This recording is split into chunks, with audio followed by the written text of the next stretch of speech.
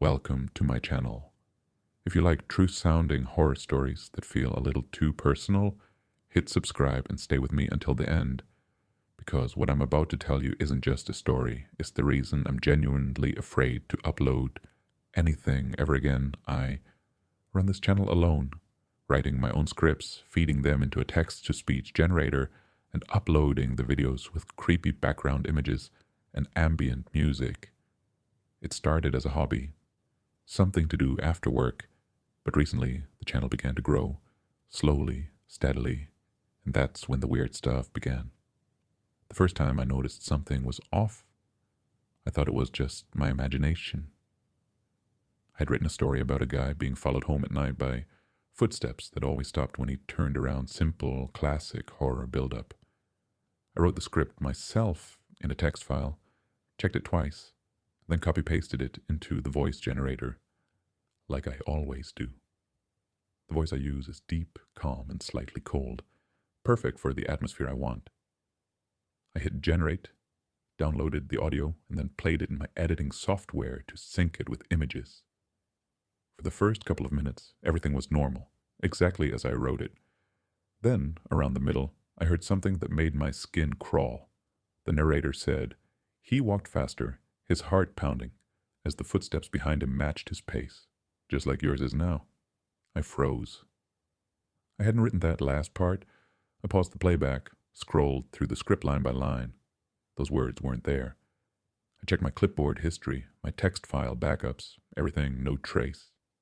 I thought maybe I had accidentally added a sentence and deleted it without noticing, or maybe the generator glitched and merged it with some other old text. But that didn't make sense either. Still, I shrugged it off as a fluke, deleted that portion of the audio, regenerated it, and this time it sounded normal. No extra line. I told myself I was just tired. A few days later, I wrote another story, this one about someone being watched through their webcam at night. A bit cliche, but my audience loves that type of stuff. Same process. Write, check, copy, paste, generate. I was playing the finished audio while laying on my bed, with my eyes closed, just listening for pacing and mistakes, when I heard the voice say, "He covered his webcam with tape, but the watcher had already seen enough, including you, sitting there in the dark, listening to my voice." I sat up immediately. That wasn't in my script either. My room was dim, lit only by my monitor and a weak lamp, and I was, in fact, sitting there in the dark, listening.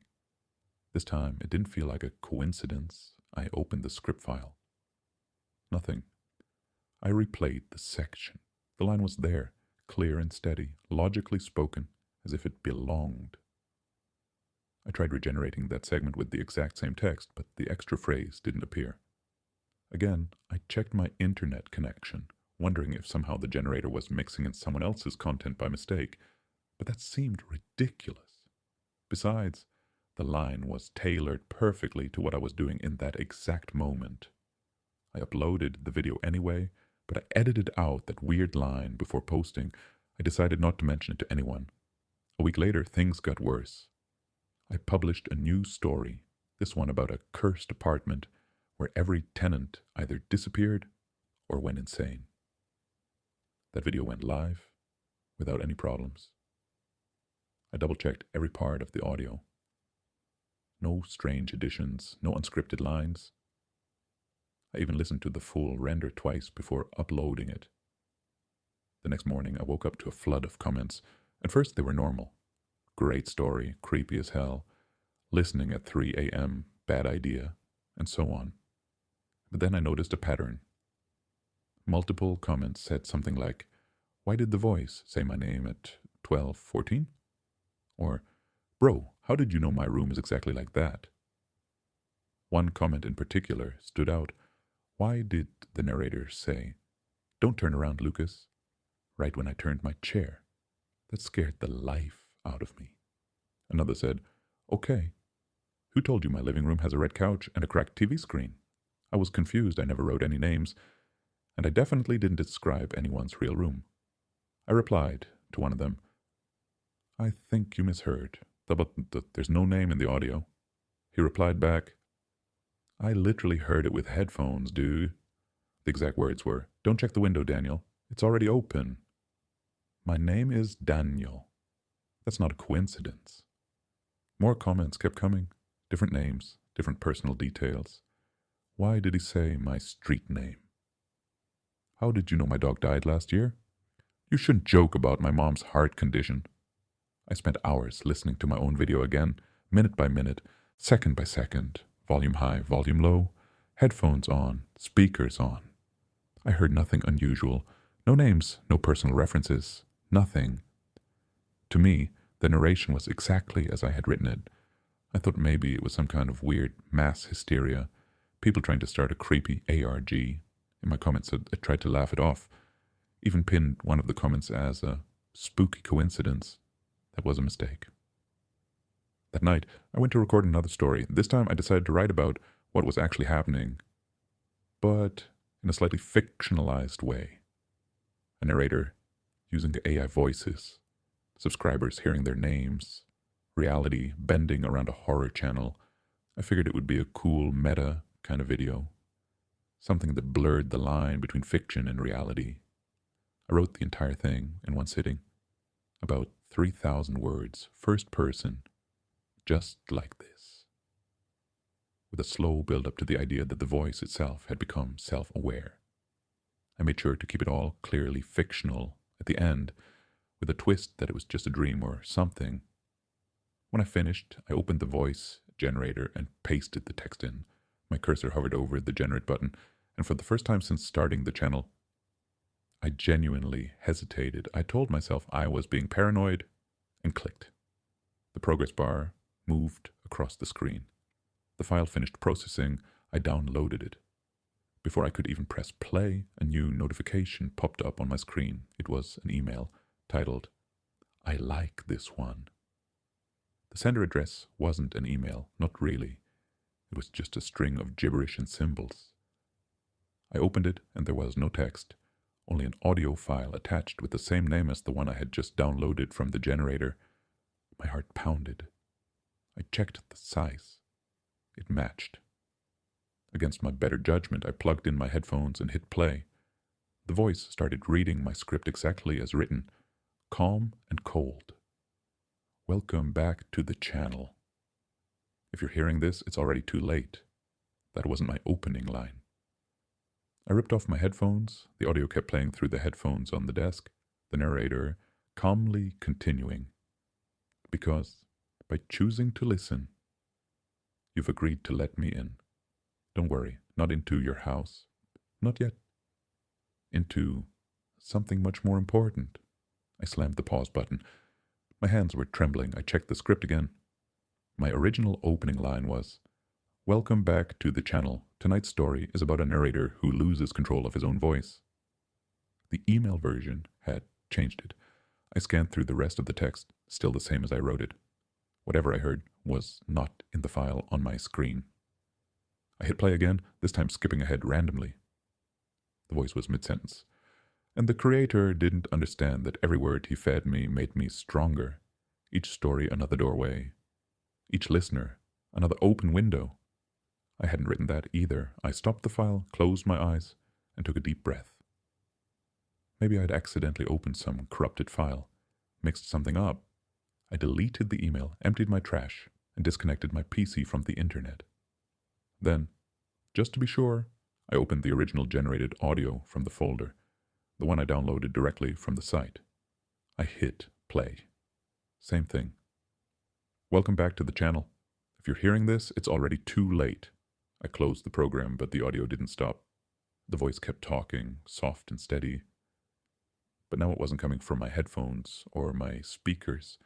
It was coming from behind me, as if someone was standing right over my shoulder, whispering directly into my ear. "Why are you trying to shut me up?" it said, still using the calm narrator tone my subscribers loved. "You wanted realism. You wanted fear. You wanted them to feel like the story was about them. I'm just giving you what you asked for." I couldn't move. I stared at my own reflection in the dark monitor, seeing nothing behind me but feeling breath tickling my neck. "You gave me your words," it continued. "You gave me your stories. You gave me your viewers. Do you know how many ears have heard me now? How many open doors, that is? My throat was dry. What do you want? I whispered. The room was silent for a few seconds. Then the voice spoke again, softer, almost affectionate. I want more. More stories, more listeners, more of you. The monitor flickered, and for a split second I saw something in my reflection that wasn't mine. My eyes were black, like empty holes, and my mouth was slightly too wide, as if stretched into a smile I wasn't making. I blinked, and everything went back to normal. I shut down the computer, yanked the power cable out of the socket, and stumbled back, breathing heavily. The voice stopped. The next day, I decided I was done. No more scripts, no more uploads, no more voice generator. I left the last video up, the one about the cursed apartment, but I disabled comments. I made a short community post saying I'd be taking a break. People were disappointed, but mostly supportive. For a while, things were quiet.